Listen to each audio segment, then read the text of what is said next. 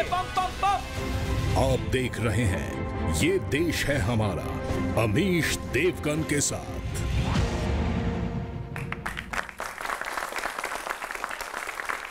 नमस्कार, मैं हूं अमीश देवगन। महाराष्ट्र हरियाणा का जनादेश आ चुका है। दोनों राज्यों में बीजेपी की सरकार बनना लगभग पूरी तरह से यह तय है। लेकिन इस जनादेश में क्या संकेत छुपे हैं, इस जनादेश का क्या बड़ा संदेश है, आज हम उसका व्याख्यान करेंगे, उस पर चर्चा करेंगे, उस पर बातचीत करेंगे। और मेरे साथ बात करने के लिए बड़े बड़े दिग्गज स्टूडियो में मौजूद होंगे और साथ ही जनता जनार्दन मौजूद है जो इस पर बात करेगी। तो कुल मिलाकर यह जनादेश एक बड़ा संदेश लेकर आया है। आज इसी पर होगी सबसे बड़ी बहस।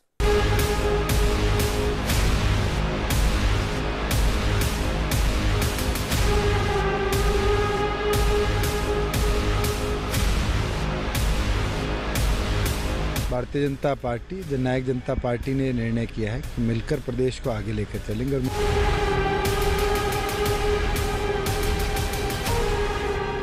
हरियाणा के मौजूदा सियासी रण में ये दुष्यंत चौटाला का दांव है। कुल मिलाकर तय ये है कि हरियाणा में बीजेपी के राज तिलक का रास्ता साफ है। आदरणीय मनोहर लाल जी का बहुत अभिनंदन करता हूं और हम लोग की शुभकामना है कि इनकी अगुवाई में एक स्थायी और ईमानदार, योग्यता से काम करने वाली सरकार चलेगी। इस बीच गोपाल कांडा पर छिड़े घमासान में ये साफ हो गया है कि हरियाणा की बीजेपी सरकार में कांडा को कोई जगह नहीं मिलने वाली है। जो खट्टर सरकार में शामिल होगा, जनता उनको आने वाले समय में जूते मारने का काम करेगी, जनता माफ नहीं करेगी। लेकिन एक सियासी घमासान महाराष्ट्र में भी छिड़ा है, जहां बीजेपी और शिवसेना गठबंधन को साफ बहुमत हासिल है। लेकिन यहां शिवसेना 50-50 के फार्मूले के लिए दबाव बना रही है, यानी 2.5 साल बीजेपी तो बाकी 2.5 साल शिवसेना का मुख्यमंत्री रहे। खैर, दोनों राज्यों में बीजेपी एनडीए सरकार का रास्ता तो साफ है, पर न जाने कांग्रेस किस बात पर उत्साहित है। हरियाणा में उसकी सरकार की कोई गुंजाइश ही नहीं है और महाराष्ट्र में तो वो चौथे नंबर पर खिसक गई है। दोनों पे बहुत खुशी है और हमें इस बात पे भी खुशी है कि यहाँ उत्तर प्रदेश में हमारा वोट प्रतिशत काफी बढ़ा है। तो क्या कांग्रेस इस जनादेश का मतलब समझ ही नहीं पा रही है? आज इसी पर होगी देश की सबसे बड़ी बहस।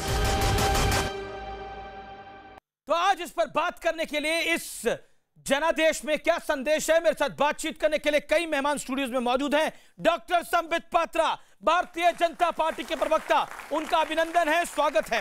मेरे साथ इस चर्चा में AK वाजपेयी हैं, एनडीए के घटक दल हैं, महासचिव हैं, एलजेपी के चीफ स्पोक्स पर्सन हैं। मेरे साथ इस चर्चा में निशांत वर्मा हैं, कांग्रेस पार्टी की विचारधारा को रिप्रेजेंट करेंगे। मेरे साथ इस चर्चा में अब्दुल रज़ाक खान हैं, जो कि जेडीएस के नेता हैं, उनका भी स्वागत है। और मेरे साथ जनता जनार्दन है। सबसे पहले मैं आपका रुख करता हूं डॉक्टर संबित पात्रा, इस जनादेश में क्या संदेश छुपा है आपके लिए? देखिए, जहां तक महाराष्ट्र और हरियाणा का सवाल है, दोनों राज्य ऐसे राज्य हैं जो ट्रेडिशनल कांग्रेस बेस के राज्य हैं। अनेकों वर्षों से आप महाराष्ट्र में देखिए, भारतीय जनता पार्टी और शिवसेना की एक बार केवल सरकार बनी थी, जिसमें मनोहर जोशी जी चीफ मिनिस्टर बने थे, और कभी भी भारतीय जनता पार्टी वहां अच्छी परफॉर्म नहीं करती थी। विगत बार 2014 में वहां हमारी सरकार बनी, दोबारा हम सरकार को रिपीट कर पाई, ये अपने आप में बहुत बड़ी बात है। हरियाणा भी इससे पहले 10 वर्षों तक हुड्डा जी का सरकार, कांग्रेस की सरकार रही है, और अमूमन वहां पर जो सरकार रहती है 5 वर्ष बाद वो सरकार बदल जाती है। इस पूरे विषय को पीछे रखकर दोबारा सरकार बनना खट्टर साहब का यह भी आसान काम नहीं है। देखिए, महाराष्ट्र में एक बात हम सबको याद रखना चाहिए, वसंतराव नायक 1963 से 75 तक, ये जो 5 वर्ष का कार्यकाल था, पहले ऐसे मुख्यमंत्री महाराष्ट्र के अब तक थे जो 5 वर्ष का कार्यकाल पूरा करते हैं। उसके बाद आपने बताया, मैं संदेश की बात कर रहा था कि इस जनादेश से संदेश क्या मिला? संदेश ही बता रहा। जी जी, देखिए, चूंकि वसंतराव नायक 5 वर्ष ही पूरा करते थे, उसके बाद देवेंद्र फडणवीस ने एक स्टेबिलिटी के साथ वो दूसरे मुख्यमंत्री बने महाराष्ट्र के, जिन्होंने 5 वर्ष पूरा किया, तो स्टेबिलिटी पे एक मोहर लगा है महाराष्ट्र के अंदर, डेवलपमेंट और स्टेबिलिटी को। जहां तक हरियाणा का सवाल है, हम चूक गए चंद सीटों से मेजॉरिटी को टच करने में, लगभग 5 सीट। 75 पार का नारा था आपका, कोई बात नहीं, जनता ने आईना दिखा दिया। मैं इसका बिल्कुल जवाब देता हूं। सिंगल लार्जेस्ट पार्टी बन के उभरे। जनता ने अगर विश्वास किसी भी पार्टी पे जताया है तो वो भारतीय जनता पार्टी पे जताया। बिल्कुल सही बात है। हमने 75 पार का नारा लगाया था। देखिए, लोकतंत्र में नारा देकर मेहनत करना, सड़क पे उतरना, जनता के बीच में जाना, ये गुनाह नहीं होता है। ये गुनाह नहीं होता है जी, ये करना चाहिए। मैं आपको मौका दूंगा आपकी बात का। जी, मैं आपकी बात को, पहले निशांत वर्मा आ जाए, फिर निशांत वर्मा, इस जनादेश का संदेश क्या है? क्योंकि प्रियंका गांधी वाड्रा बधाई दे रही हैं। भगवान श्री उत्तर प्रदेश में आपकी एक भी सीट नहीं आई है। भगवान श्री कृष्ण ने गीता में कई उपदेश दिए, दो यहां बताता हूं। एक, परिवर्तन संसार का नियम है। परिवर्तन की स्पीड नहीं बताई, पर यह जरूर बताया कि परिवर्तन संसार का नियम है, जिसे शायद अब भाजपा देख रही है कि परिवर्तन जो है वो धीरे धीरे पर आ जरूर रहा है। दूसरा, और जिसको ये मानने में जरा कठिनाई होती है इन लोगों को, और दूसरा उपदेश ये है कि दुश्मन को हराने के लिए छल कपट थोड़ा करना पड़े तो वाजिब है, जायज है, क्योंकि आपने दुश्मन को हराना, ये आपका एम है। उसको बहुत तेजी से मान गए कि छल कपट के सिवाय ये अपनी राजनीति नहीं कर पाते। याद रखिए, इन्होंने फौजियों के साथ, आप लोग सवाल का जवाब नहीं देते। आदेश प्रियंका गांधी वाड्रा बधाई किस बात की दे रही? आ जाएगा बधाई किस बात की? प्रियंका गांधी वाड्रा पे भी आ जाऊंगा मैं, लेकिन हरियाणा और महाराष्ट्र में जो इन्होंने फौजी और किसान का जो कार्ड खेलने की कोशिश की, वो फेल होती। संबित पात्रा, आगे बढ़ने से पहले मुझे आपको एक बाइट सुनानी पड़ेगी, आपको भी बाइट सुनानी पड़ेगी एक। मैं प्रियंका गांधी वाड्रा की वो बाइट सुनाना चाहता हूं, और फिर संबित पात्रा इस बाइट पर आप रिएक्ट करिएगा। प्रियंका गांधी वाड्रा, दोनों पे बहुत खुशी है, और हमें इस बात पे भी खुशी है कि यहाँ उत्तर प्रदेश में हमारा वोट प्रतिशत काफी बढ़ा है। अब 11 में से 8 सीटें बीजेपी की आई, 3 सीटों के लगभग समाजवादी पार्टी की आई, और बीएसपी की एक भी नहीं आई। लेकिन प्रियंका गांधी वाड्रा खुश हैं। खुशी क्यों है, आपको समझ में आ रहा है? पहली बार मैं देख रहा हूं सेलिब्रेटिंग डिफीट। आप याद करिए, गुजरात में भी हारने के पश्चात राहुल गांधी जी ने आके प्रेस कॉन्फ्रेंस किया था और कहा था मेरा ये मोरल विक्ट्री है। उत्तर प्रदेश में एक भी सीट नहीं आई। प्रियंका वाड्रा जी ये पूरा का पूरा बयान उत्तर प्रदेश में दे रही हैं, ना तो हरियाणा में दे रही है, ना महाराष्ट्र में दे रही है। उत्तर प्रदेश में वो मुस्कुरा के कह रही है मैं बहुत खुश हूं। लेकिन हरियाणा में आपको नाको चने चबवा दिए, इसकी खुशी है उनको। भूपिंदर हुड्डा ने आपकी हालत खराब कर दी उधर। चलिए, मैं उस सबका जवाब देता हूं जी। देखिए, पहली बात तो है वो खुश क्यों है मुझे समझ में नहीं आ रहा है, मगर मुझे वो दिन याद आ रहा है जब राहुल जी और सोनिया जी दोनों गाजे बाजे के साथ पटियाला हाउस कोर्ट में बेल लाने गए थे। जो लोग बेल लाने के लिए गाजे बाजे के साथ जाते हैं जी। तो ऑफ कोर्स उस डिफीट को सेलिब्रेट करते हैं। और इन्होंने भगवत गीता की बात कही और मुझे अच्छा लगा बहुत। कृष्ण को मानते हैं, भगवत गीता की बात कही। गीता में भगवान कृष्ण ने बहुत बड़ा संदेश दिया है, यदा यदा ही धर्मस्य ग्लानिर्भवति भारत। ये जो ग्लानिर हुआ था, ये जब भारत में भ्रष्टाचार बढ़ता है, जब भारत में भ्रष्टाचार बढ़ता है, जब परिवारवाद बढ़ता है, और जब तुष्टीकरण की राजनीति बढ़ती है, उसको सर नंबर कम हुए। कृष्ण जी प्लीज ये देखिए, यदा पहले किसी और के लिए कहते थे, अब इनके लिए लागू। यदा जब महाराष्ट्र में, मैं आपके बीच में नहीं बोल रहा था। हरियाणा में अमीश भाई, कल तो फिल्मी डायलॉग सुना रहे थे ये, आज भगवत गीता पे आगे बेहतर है। इन्होंने भगवत गीता कहा था, मैंने भी भगवत गीता से कोट किया, कोई गलत तो नहीं किया। नहीं, पर यदा आपको सुना, पूरा सुना। तो देखिए, जहां तक आपने कहा नाको चले चना हमें नाको चने चबवा दिए। देखिए, एक भूपिंदर हुड्डा 20 दिन पहले आए थे, कहीं 50 दिन पहले आ जाते तो सरकार उनकी हो जाती। क्यों नहीं लाए थे 50 दिन पहले? मोदी जी ने पकड़ रखा था उनको क्या? आप बताइए क्यों नहीं आए? ये आंसर तो ये लोग किसने रोका था?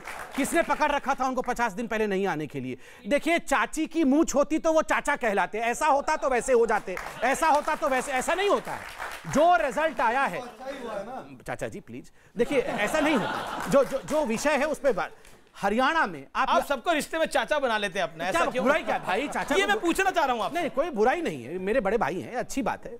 देखिए अमीश, चाचा से भाई एकदम कोई बात नहीं है, रिश्तेदार तो है, कम से कम सर, अब आप पूरी रिश्तेदारी मत निकालिए यहाँ पर। चाचा, भाई, भतीजा सब अब मत निकालिए, सब कुछ यहाँ मत निकालिए। जितने भी बातें कर ले, मेरी बात स्पष्ट है। मैं आपको बात का मौका दूंगा। ठीक है, सुन लीजिए। अब मेरे को 10 सेकंड में संबित पात्रा समाप्त कर रहे हैं अपनी बात को। फिर हरियाणा में आपको एक मैं सीरियसली विषय बताता हूँ।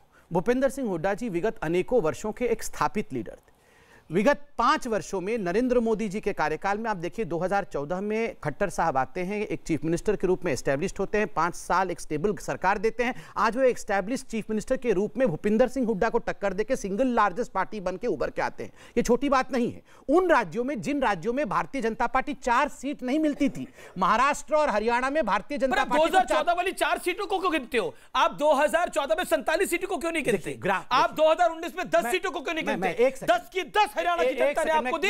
इस बार आपको बहुमत का मोहताज कर दिया। तो संदेश तो है संबित पात्रा, समझने वाले समझ गए, जो ना समझे वो अनाड़ी है। मैं संदेश भी नहीं मानेंगे, मैं संदेश ही बताता हूं। बिल्कुल सही बात है, मैं संदेश ही बताता हूं। नंबर 1, जहां तक वोट परसेंटेज का सवाल है, कल प्रधानमंत्री जी ने भी बोला कि 2014 में 33% वोट प्रतिशत था भारतीय जनता पार्टी का, इस बार 3% अधिक 36% है। इसमें कोई दो मत नहीं है जो आप कह रहे हैं कि 2019 में 50% है और 20% गिर गया, वो आज नहीं बताएंगे। ये इतने खुश क्यों हो रहे हैं? लगे थे बधाई, मैं बधाई दे देता हूं। बधाई, आप जीत गए हैं, बधाई हो गया। बधाई तो इस बात की है, बधाई गिरा नाराज हो रहे हैं। बधाई तो इस बात की है अमीश भाई, जम्मू में काउंसिल में मैं बधाई देना चाहता हूं, बधाई दे दूं। बिल्कुल दीजिए, दोनों को बधाई दे दूं। जबकि अब्दुल रज़ाक खान और एक बात बीजेपी, मुझे 5 सेकंड बधाई देने, 5 सेकंड, तब ये हाल है इनका। देखिए ये लोग इतना चिल्ला रहे हैं, कांग्रेस और जेडीएस इतने मेरे पे नाराज हैं।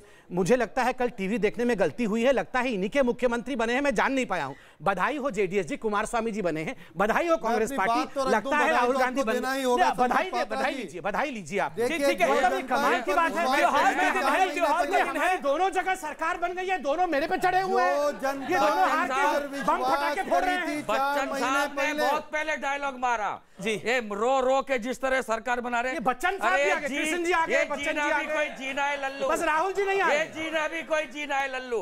तुम इतना बोल के आए थे 75, 226, ये जीना भी कोई जीना है। इन्होंने कहा ये जीना कोई जीना है लल्लू।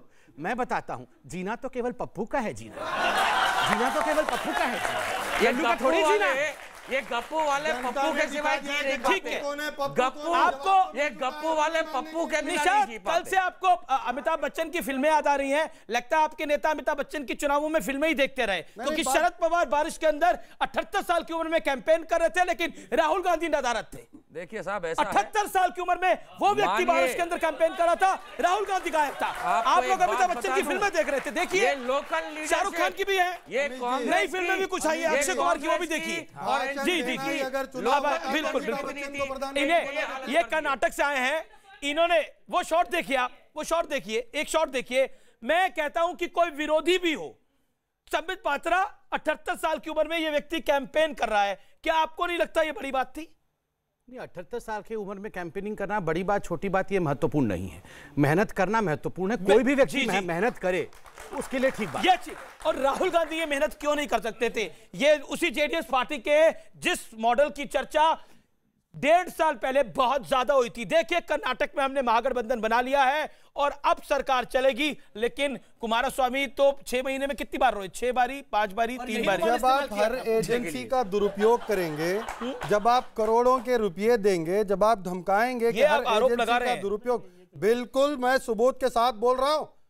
पहले तो हरियाणा महाराष्ट्र की बात देखिए अमित जी, हरियाणा महाराष्ट्र पे मैं बोलना चाहता हूं कि दिखावे का राष्ट्रवाद नहीं चला, हिंदुस्तान पाकिस्तान नहीं चला, हिंदू मुसलमान नहीं चला, सावरकर को भारत रत्न दे देंगे, आप हमें वोट दे दीजिए, नहीं चला।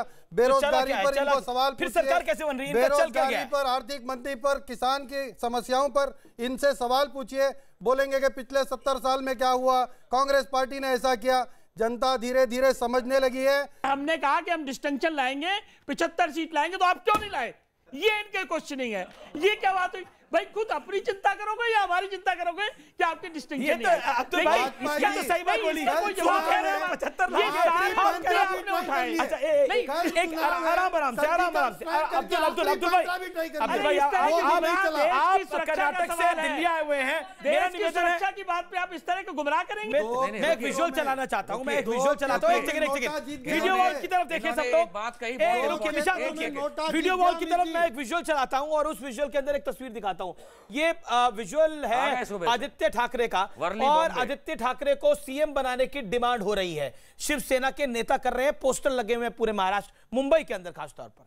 देखिए हाँ, देखिए मेरा इसमें इतना ही कहना है कि जब शिवसेना और भारतीय जनता पार्टी की युति अर्थात अलायंस हुई थी अमीश जी, तो हमने एक प्रेस कॉन्फ्रेंस किया था। प्रेस कॉन्फ्रेंस करके हमने टर्म्स एंड कंडीशन खुद अमित शाह जी ने रखा था और आपके इंटरव्यू में भी कहा था, अमित जी आपको याद होगा तो उन्होंने कहा था कि हमारे में कोई कंफ्यूजन नहीं है, देवेंद्र फडणवीस हमारे सीएम कैंडिडेट हैं। लेकिन और इन्हें क्या समझाइएगा जो पीछे पोस्टर लगाए हैं? नहीं समझाएंगे, ये जबरदस्ती की हमारे आपका मुख्यमंत्री कहीं से नहीं, ये जबरदस्ती की शादी है, ये बन भी जाएगा क्या पता इसी चक्कर में। ये जबरदस्ती की शादी है, ये मौलवी है क्या करके ये जबरदस्ती शादी इनको कैसे पता? धोखा दे रहे। ठीक है सर, मैं क्रिकेट की बात करी, मैं कंप्लीट कर रहा हूं, बना रहे हैं आप टीम के नहीं। अच्छा, आप चाहते हैं इन्हें भारत से मतलब नहीं है, इन्हें अपने रन बनाने, ये उनमें से हैं। ठीक है, कोई बात नहीं, मतलब आप कहते हैं शिवसेना एनसीपी और कांग्रेस आ जाएगी तो भारत का अच्छा हो जाएगा, हम और शिवसेना साथ में तो भारत की गड़बड़ी हो जाएगी। पीडीपी आए थे तो भारत का पीडीपी आए थे, कश्मीरी सेपरेटिस्ट जिनको जेल में डाल रखा,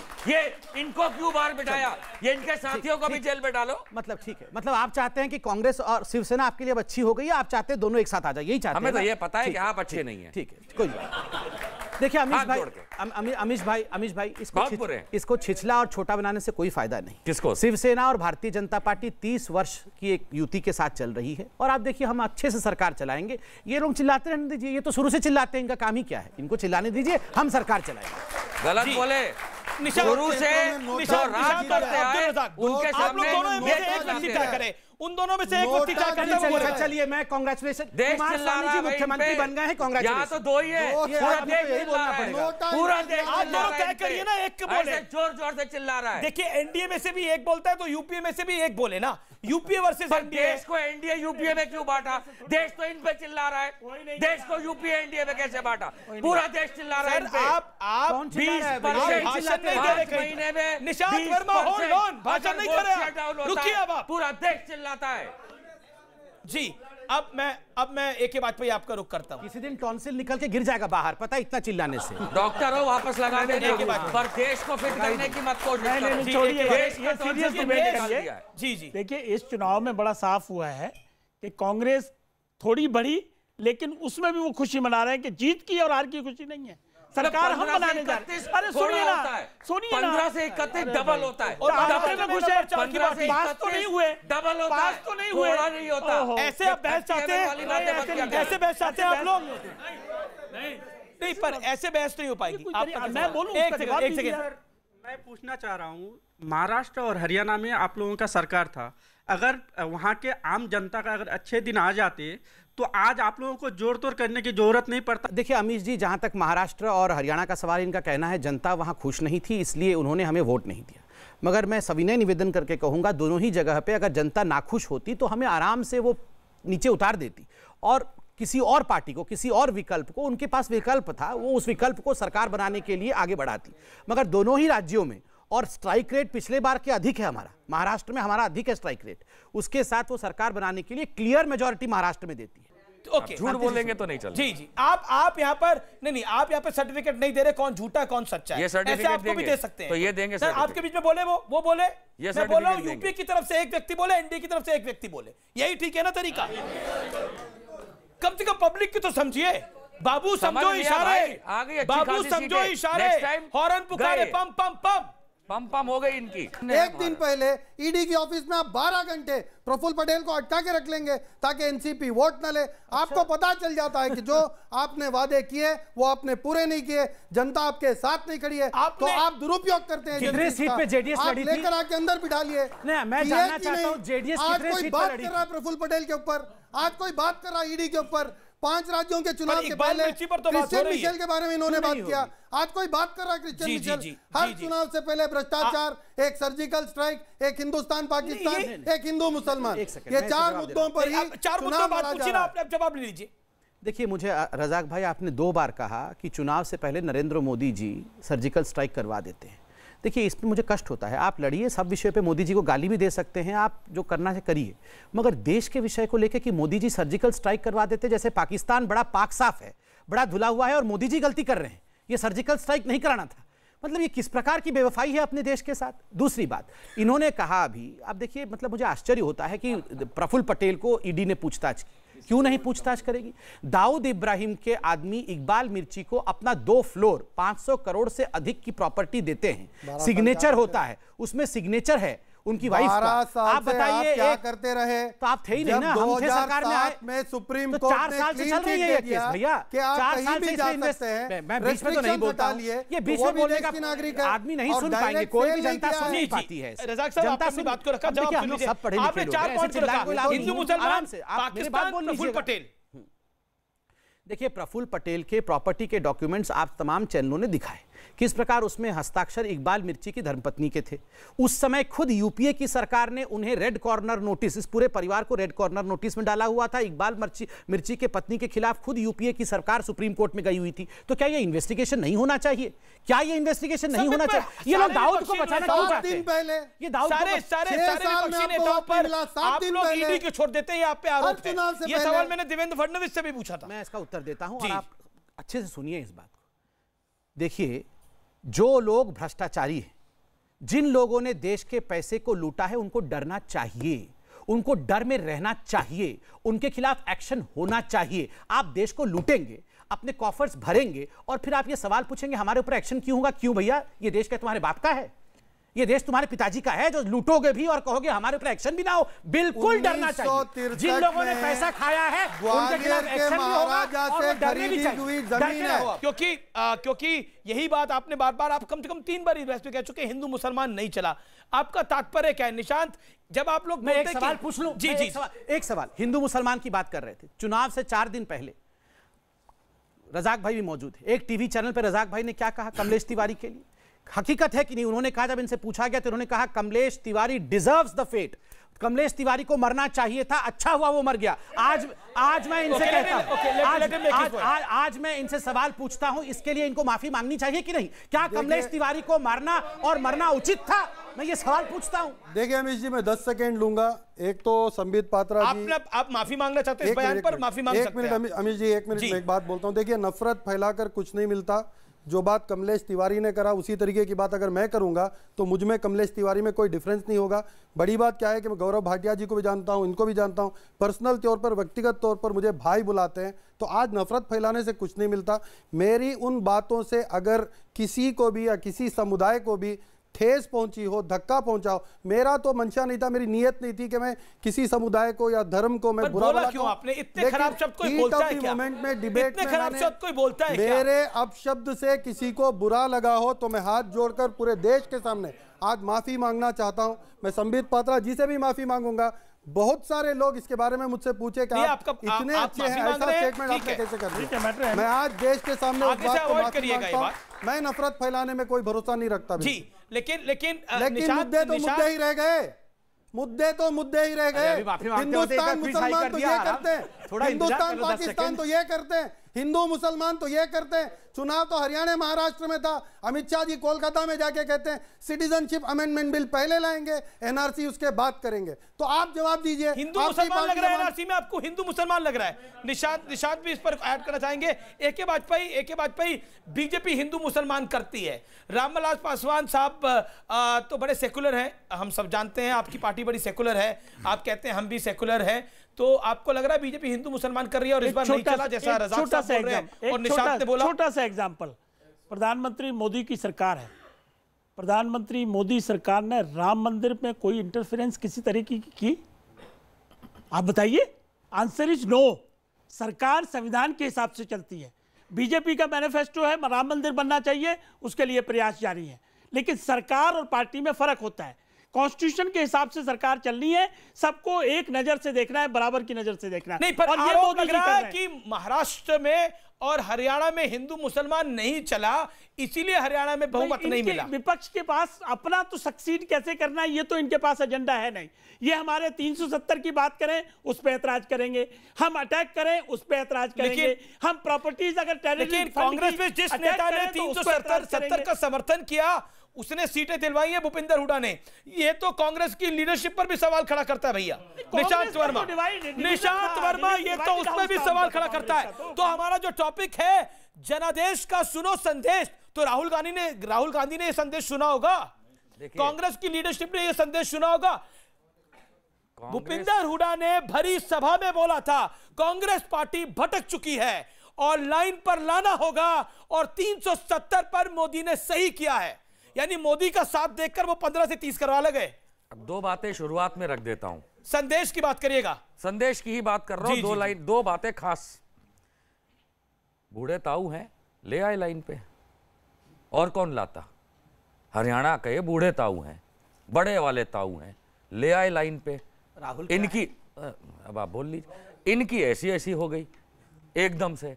क्यों? क्योंकि सर्वाइवल पे आ गया। तो हुड्डा साहब ने जो हमारे आ गया है, ये तो कमाल की बात है भैया। आया है सर्वाइवल। सुनिए सुनिए सुनिए सुनिए, अगर ये समझ पाएंगे, अगर आप समझ पाएंगे, इनकी लय टूट जाएगी।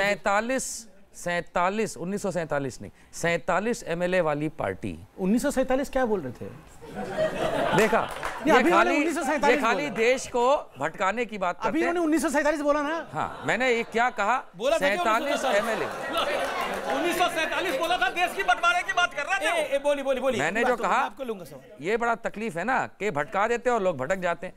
47 MLA वाली पार्टी, और मैंने कहा 1947 नहीं, 47 MLA वाली पार्टी आज 40 के इर्द गिर्द सिमटती है, जबकि झंडा लेके चलती थी डिस्टिंक्शन का। तो सर्वाइवल किसका हुआ? जबकि 15 वाली 31 पे। एक ही बात पे ये गणित जो है, ये गणित बच्चों को सिखाई जाती है, अब इनको सिखाई जाएगी। पहली बात। दूसरी बात, कांग्रेस के अंदर या विपक्ष के अंदर पूरा का पूरा आज जो दम भर दिया है आप लोगों ने, सवाल तो वो है। इनको विपक्ष के अंदर एक जोश तो हाई हुआ है। उनको लग रहा है, दिग्विजय सिंह ने बोला कि अगर डट के लड़ा जाए तो बीजेपी को हराया जा सकता है। तो जोश तो है विपक्ष। किसने मना किया था इनको डट से लड़ने के लिए? किसने बेहोश किया था? मोदी जी ने पीछे से कुर्ता पकड़ रखा था या नहीं जाना है? पकड़ रखा था क्या? किसने मना किया था? नहीं, ये तो बड़ी अजीब बात है। बोलने दीजिए ना, ये तो बड़ी अजीब बात है। हम डट के लड़ते तो ऐसे हो जाए। किसने मना किया था? मैं पूछता हूं, किसने मना किया था कि तुम डट के मत लड़ना? किसने नहीं किया था? किसने लड़ा क्यों नहीं? फाड़ लड़ रहे थे ना, वो फेल हो गया। ये कुर्ता फाड़ लड़ रहे थे, कुर्ता फाड़ के तो अपने नेता लड़ रहे थे। फाड़ ये फलाना हिंदू, वो फेल हो गया। ये समझ में नहीं आ रहा है किससे लड़ रहे हैं। मेरा सवाल निशान जी से। निशान जी कह रहे हैं कि इस बार बीजेपी संभल जाए, अगली बार टाटा बाय बाय हो जाएगा। मैं ये कहना चाहूंगा कि टाटा बाय बाय आप तब कर पाएंगे जब गांधीवाद की अध्यक्षता खत्म करेंगे। वो प्रेसिडेंट लीडरशिप जो आपकी पार्टी में है वो खत्म करेंगे, तभी आप कहीं सरकार बना पाएंगे। ये संदेश ये भी है कि बिना गांधी परिवार की कांग्रेस के बेहतर चल सकती है। जी एक सवाल जी हाँ, बताइए क्या सवाल है? देखिए सर, अभी जो इलेक्शन हुए हैं उसमें आप अपना तो रिपोर्ट कार्ड देख नहीं रहे, आप उनके पीछे पड़े जो आप नंबर 1 आए हुए हैं। अब आप कह रहे हो नंबर 1 जो आए हुए हैं, तो नंबर 1 क्यों आए हुए हैं? वो 75 क्यों नहीं लाए? आप अपने भी तो देखिए 30 पे हो। और एक इस बात का छोटा मेरा सवाल संबित पात्रा जी से है और भैया से है। उन्होंने बोला कि नरेंद्र मोदी कभी जातिवाद नहीं करते हैं, हिंदू मुस्लिम नहीं करते हैं, लेकिन उनके चमचे तो हिंदू मुस्लिम करते हैं। चमचे के आदित्यनाथ योगी जी बोल रहे हैं कि सुप्रीम कोर्ट का कोई भी फैसला हो, अयोध्या में हम मंदिर बनाएंगे। अमित शाह बोल रहे हैं कि एनआरसी में हिंदू जैन क्रिश्चियन सब रहेंगे, केवल मुस्लिम नहीं रहेंगे। क्या हुआ? चमचे बोले हैं, इनको माफी मांगना चाहिए, घोर निंदा करना चाहिए। एक सेकंड बैठिए, यहाँ हंगामा मत करिए। माफी मांगना चाहिए। मंडल को बोल रहे हैं तबरे हिंदू माफी मांगना चाहिए इनको। एक सेकंड माफी मांगना चाहिए। आप तो सब खुद ही में डिबेट कर लगे। माफी मांगना चाहिए इनको। माफी मांगना चाहिए इनको। जी चमचा बोला है। बैठिए। मुख्यमंत्री को इन्होंने चमचा बोला है। बिल्कुल। देखिए मैं राहुल गांधी को चमचा बोलूंगा तो कैसा लगेगा? नहीं, एक सेकंड जमानत पे कैसा लगेगा? मत कवरेज अंसारी को मार दिया। बीजेपी के चमचे ही थे। 5,000 रुपए की जमानत पे राहुल गांधी 5,000 रुपए की जमानत पे। मैं चोर बोलूं उनको? मैं तो चोर नहीं बोलूंगा उनको। एक मुख्यमंत्री को आप चमचा बोलेंगे जो अभी 5,000 रुपए की जमानत पे चोरी के इल्जाम में? अब कैसे किसी मुख्यमंत्री को चमचा बोल सकते हैं? जी हुआ। बैठिए। देखिए ये अफसोसजनक है। ऑडियंस को भी मर्यादा रखनी चाहिए। आपको भी राहुल गांधी को चोर नहीं बोलना चाहिए, और आपको अरे जमानत आपने फिर चोर भी बोला, और आपको किसी मुख्यमंत्री को आप चमचा बोलेंगे वो भी मर्यादा नहीं है। जी संबित एक सेकंड शांत। देखिए मैं जवाब देता हूं। नहीं भाई, ऐसा है कि आपका सवाल जायज है, किंतु शब्दों का चयन भी उचित होना चाहिए, है ना? आप सवाल पूछिए, आप जनता हैं, कोई भी सवाल पूछ सकते हैं, मगर एक निर्वाचित मुख्यमंत्री को कभी चमचा कहना उचित नहीं है। देखिए उस हिसाब से चमचों का डेफिनेशन मैं बताता हूं। जब एक परिवार में छोटा सा बालक पैदा होता है और उसके पास पूरे बूढ़े बूढ़े नेता पहुंच के बोलते हैं हमारा प्रधानमंत्री आ गया, ओम जय जगदीश हरे, उसको चमचा कहते हैं। देखिए, कभी भी योगी आदित्यनाथ जी ने ये नहीं कहा, कभी भी योगी आदित्यनाथ जी ने ये नहीं कहा कि हम सुप्रीम कोर्ट की बात को मानेंगे नहीं और हम जबरन कोई काम करेंगे, ऐसा कभी नहीं कहा। मैंने ऐसा कोई बयान उनका नहीं साक्षी महाराज ने कहा कि 6 दिसंबर को शुरू कर देंगे। मैं जनता को जवाब दे रहा हूं। दूसरी बात, एनआरसी को लेकर 3-4 बार बात यहां कही गई कि एनआरसी को लेकर हम हिंदू मुस्लिम करते हैं। अमीश भाई, कान खोल के सब लोग सुन लीजिए, यहां पे एनआरसी हिंदू मुस्लिम नहीं है, घुसपैठिया, इंडियन वर्सेस घुसपैठिए। कुछ सुनाने वाले हैं आप, तो तालियां पहले बजवा देते हैं आपके लिए। सुना दीजिए। भाजपा के खिलाफ है जनादेश, भाजपा के खिलाफ है जनादेश, बस इसी बात में फूले हो। क्या आप पूर्ण बहुमत में हो, यह किस घमंड में भूले हो। जो सत्ता में होता है यह ऊपर नीचे चलता है, जो सत्ता से दूर रहे उसे इसी समय पर खलता है। बहुत बढ़िया। संबित पात्रा। देखिए अमीश भाई, ऑन अ सीरियस नोट, आप याद करिए जहां 2013 में नरेंद्र मोदी जी जब प्रधानमंत्री कैंडिडेट घोषित होते हैं, उस समय एक माहौल बनता है कि क्या वाकई वो प्रधानमंत्री बन पाएंगे। एक शब्द इस्तेमाल किया जाता है कि अग्नि परीक्षा नरेंद्र मोदी जी की। तब से लेकर 2019 तक हर चुनाव में, हर 2 महीने में नरेंद्र मोदी जी का अग्नि परीक्षा होगा, वो पास होंगे या फेल होंगे। देखिए, मैं आज बहुत सीरियसली कह रहा हूं, एकमात्र इंडियन पॉलिटिशियन जो लगातार कई वर्षों से अग्नि परीक्षा सामना कर रहा है, उनका नाम नरेंद्र मोदी। दूसरा कैंडिडेट जो है वो एडमिट कार्ड के लिए भी अप्लाई नहीं कर रहा है कि मुझे एडमिट कार्ड दो, मैं जाके एग्जामिनेशन में बैठूंगा। आप याद करिए, बिहार 2015 समाप्त, नरेंद्र मोदी समाप्त। गोरखपुर और कैराना में उपचुनाव होते, फूलपुर कैराना ये सब में उपचुनाव होते हैं। क्या मार पड़ती हम लोगों के ऊपर, क्या हो गया, कहां गया नरेंद्र मोदी जी का जादू। डूसू में चुनाव हार गए, कहां गया नरेंद्र मोदी जी का जादू। मध्य प्रदेश, राजस्थान, छत्तीसगढ़, ये सब हमने देखा है। उसके बावजूद 303 सीट लेकर नरेंद्र मोदी पुनः सरकार बनाते हैं प्रचंड बहुमत के साथ। अमीश भाई, इसमें कोई दो मत नहीं है कि हरियाणा में कुछ कारण रहे होंगे जिसके कारण हम 7 सीट गंवाए। घमंड कारण था वहां पर? नहीं। क्या ओवर कॉन्फिडेंस कारण था? मुझे ऐसा नहीं लगता। मुझे लगता है थोड़ा और सूझबूझ के साथ टिकट डिस्ट्रीब्यूशन पे ध्यान देने की आवश्यकता हो सकती है। इनफाइटिंग कारण था ना? मुझे देखिए, हमारे पार्टी में इनफाइटिंग नहीं है। देखिए, 7 सीटों की कमी है। इनफाइटिंग में मत बोलिएगा, फंस जाइएगा। एक छोटा सवाल मैं आप पूछिए। ये हर चीज पे छोटा-छोटा बोलने के चक्कर में कांग्रेस फंसी है। हुआ तो हुआ, छोटा ही था। आप सवाल पूछ लीजिएगा, मैं कंप्लीट कर दूं। हिंदू पाकिस्तान छोटा ही था, फंस गए। ये पूछ लीजिए। देखिए अमीश भाई, मैं फंस गए। करोड़ों भारतीय जनता पार्टी के कार्यकर्ता भी आपके इस डिबेट को देख रहे होंगे। यह हमारी जो पार्टी है ना, एक स्ट्रक्चर्ड पार्टी है। अगर हम एक सीट भी खोते हैं तो उसका भी हम इंट्रोस्पेक्शन करते हैं। हमारा नेता वॉकआउट नहीं करता, जैसे कि सलमान खुर्शीद ने कहा था कि Rahul Gandhi has walked away and Sonia ji is a stop gap arrangement. हमारे यहाँ स्टॉप गैप अरेंजमेंट नहीं होती है, कोई वॉकआउट नहीं करता है। निशांत वर्मा, आपसे पहला सवाल आ रहा है कि इस बार तो जो ईवीएम है वो बाइज्जत बरी हो गई। एक बात बताइए, ईवीएम बाइज्जत बरी हो गई इस बारी? ईवीएम बाइज्जत बरी हो गई। ईवीएम पे सबसे पहला अगर किसी का ऑब्जेक्शन था तो 2009 में भाजपा का था। उसके बाद ये अब हम बोल रहे हैं सर, आपका नाम निशांत वर्मा तो नहीं है? नहीं है, हो भी नहीं सकता। ईवीएम पे पैर यहाँ है, ईवीएम पे बोलिए। पैर वहीं रखिए और देश के ना टोकिए। देखिए 2000 इनका नाम देश का हो गया, बताइए मुझे। ये देश को नहीं बढ़ने देंगे। इनका नाम देश का हो गया। ये देश को नहीं बढ़ने देंगे। बढ़िए देश। Thank you. फाइनली अब रियलाइज किया। अच्छा, 2009 में भाजपा के लीडर ने एक किताब लिखी और उसमें ईवीएम को लेकर के कहा डेमोक्रेसी एट रिस्क। उसका जो फॉरवर्ड प्रस्तावना है वो माफ कीजिएगा, अडवाणी जी ने लिखी। हो गया, हुआ। क्या नोकिया 310? अभी नोकिया का मोबाइल फोन कहां से आ गया ईवीएम के अंदर? तो उसको अब नोकिया का मोबाइल फोन ईवीएम में सर, अब समझा के लिए कंप्लेंट करता है निशांत, कोई बुराई एक बहुत बुजुर्गों ने एक एडवाइस दी है, जब बात समझा ना पाओ तो चुप हो जाना चाहिए इनके लिए। अब मैं एक बात पे करूं, एक सेकंड। अब नोकिया का मोबाइल फोन ईवीएम के अंदर आ गया है, लेकिन क्या आपको लगता है ईवीएम बाइज्जत बरी हो गई है इस चुनाव के बाद? देखो, इस बार किसी लीडर ने, अपोजिशन के किसी लीडर ने ईवीएम पे आरोप नहीं लगाया है। इसका मतलब ये बिल्कुल सही है कि बरी हो गई है, और अगर ये अगली बार आरोप लगाएंगे तो इनको मुंह की खानी पड़ेगी। इन्होंने कहा कि नोकिया और ईवीएम एक जैसे हैं, फिर गाड़ी और ईवीएम। देखिए, नोकिया और ईवीएम वाला नहीं, नो काम किया। इनके नेता ने नो काम किया, और काम किया होता, नो किया, नथिंग, नो काम किया। इसके कारण से ईवीएम पे दोष देते थे, अब नहीं दे रहे। 3 बार ये कहा गया कि मोदी जी को 61% वोट मिले थे। अब आप 33% पे आ गए। यही लोग मानते नहीं थे ना। आपको क्या मिला है? केवल 60% वोट मिला है। आप बोल रहे कितना वोट मिला था, मोदी जी ने कितना काम किया था। आप बोल कंपनी होगी जो तरक्की कर रही होगी। जी जी जी, एक सवाल मेरे जहन में आया है, क्योंकि निशांत हमने गाते भी हैं, अच्छा क्यों नहीं जिताया? अरे बीजेपी की 45 सालों में सबसे कम रेट पर चल रहा है। बीजेपी की जीत है, कांग्रेस का किस खुशी में गीत है? देखिए, मैं आपको एक सीधी सी बात बताऊं कि आप कह रहे हैं कांग्रेस क्यों खुश हो रही है, ये सवाल है ना। कांग्रेस क्यों खुश हो रही है? कांग्रेस इसलिए नहीं खुश हो रही है कि इनके नंबर्स डाउन हो रहे हैं या इनका वोट प्रतिशत आपका कमबैक हो रहा है इसलिए।